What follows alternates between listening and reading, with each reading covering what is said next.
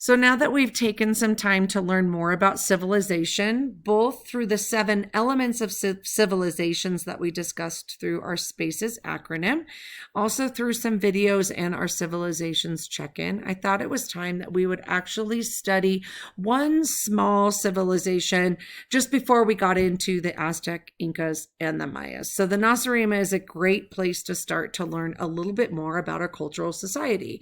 Before we do, there's a few terms I want to review and share with you. So, what makes a cultural society and what makes them different from other cultural societies? We will be answering this question several times throughout this unit. So, cultural diffusion is a concept that we want to keep in mind as we're looking into things, because it's the way to take an idea from one culture, one civilization, and pass it on to others. And so that can be a variety of things. I chose something very simple to show as an example, that the idea of McDonald's was formed here in the United States, and it's now been shared throughout the world, and the concept of it may be slightly different based on food practices and beliefs within those countries, but it got diffused throughout the world through the process of cultural diffusion. Just like when you're in my classroom and I have the essential oils diffuser on, I put a concentrated amount of oils and water in the diffuser, and then the diffuser works to spread that throughout the room. So this is kind of that same idea. You start in one location, and through people, through knowledge, through the internet, through news, through whatever, these ideas and concepts are spread throughout the world. That's cultural diffusion. The next one would be cultural trait. That is the different aspects and elements of that particular part of civilization. So it can be the values that people hold, the language that people speak, the religion that they follow, the food that they eat and drink, and the manner in which they do so. It can be how stories and history is passed down through generation. It can be rituals and faith and religion. So those cultural traits are what set one civilization apart from another. Then we have the cultural norms. And this one we will be digging into throughout this whole unit, is that we do have culture that's on the surface, right? The iceberg that you can see, just the basic understanding of food they eat, the music they listen to, the languages they speak, the fashion or things they like to wear, how they celebrate the arts with dances, festivals, literature, and things like that. But then you have the items that are below the surface that you don't necessarily always see, which is deep culture. So it can be the little nuances that one culture or one civilization has that another doesn't. So it can be simple as, I seem to be on the food kick, so thinking about that here in America, there's usually always salt and pepper at the table, and that is no big deal. You can add seasoning as you so choose.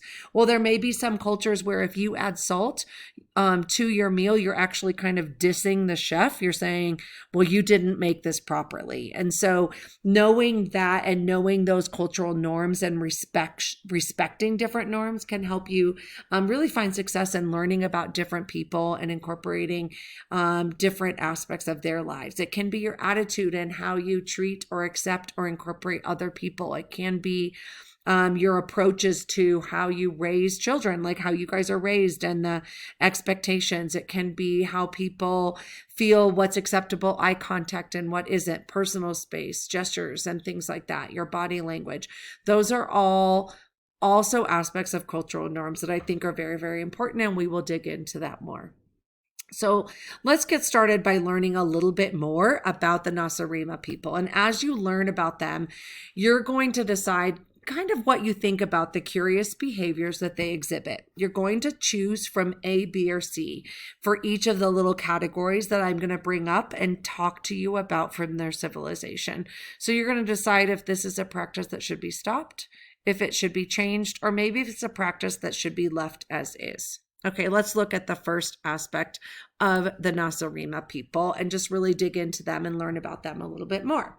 So the rituals of the Nacirema people were first brought to the attention of the anthropologist 20 years ago, but the culture of the Nacirema people is still pretty poorly understood.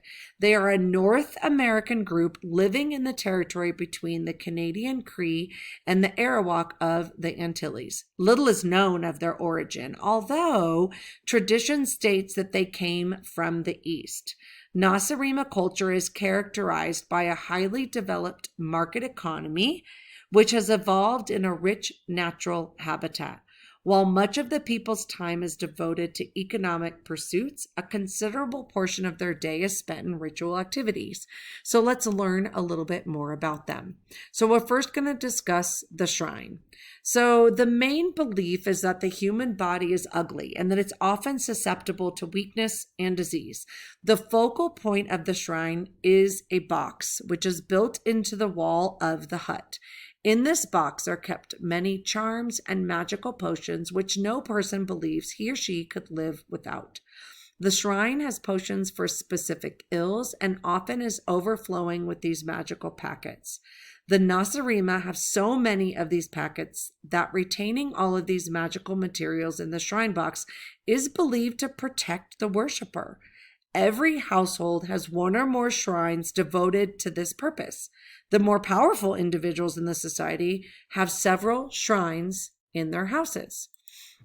So after learning about the shrine, you get to decide, what do you think about this particular custom? You'll be deciding between A, this is a practice that should be stopped, B, this is a practice that should be changed, or C, this is a practice that should be left as is. So next, we're going to talk a little bit about the Lataposa. So Horace Minner, a famed anthropologist, notes a special ritual where the members of this tribe are taken to large temples called the Lataposa. Here, a variety of experiments are performed on each native by medicine men and attending maidens. Many of the tribe's people suffer and die in these temples. So Minner explains that many natives fear the Lataposa and stay away from such treatments. Again, you get to decide, is this a practice that should be stopped, a practice that should be changed, or a practice that should be left as is? So the next one is called the talking telp. So the Nacirema people believe that their lives are governed by the talking telp. This telp has been carved into the walls to let the voice of life out. The voice, as observed by Horace Minner, tells the story of their past and present and future.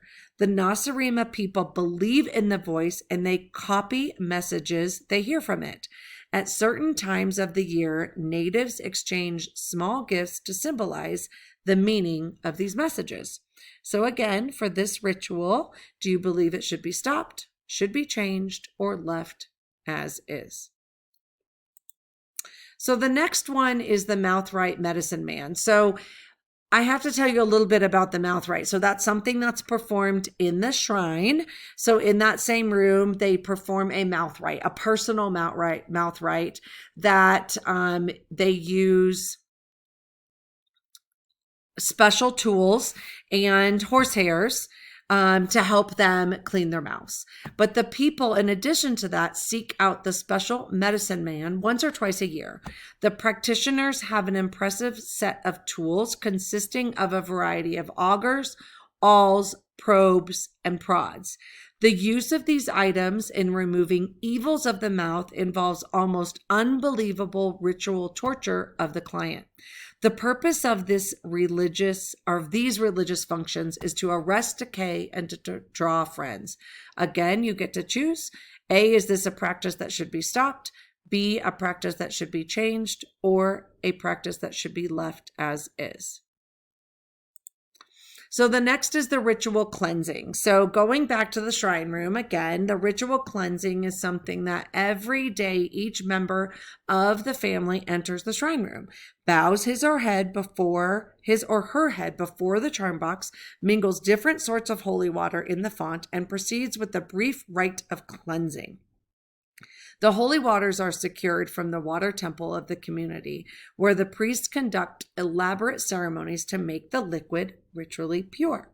So this is a practice that should be stopped, is A. B, a practice that should be changed, or C, a practice that should be left as is.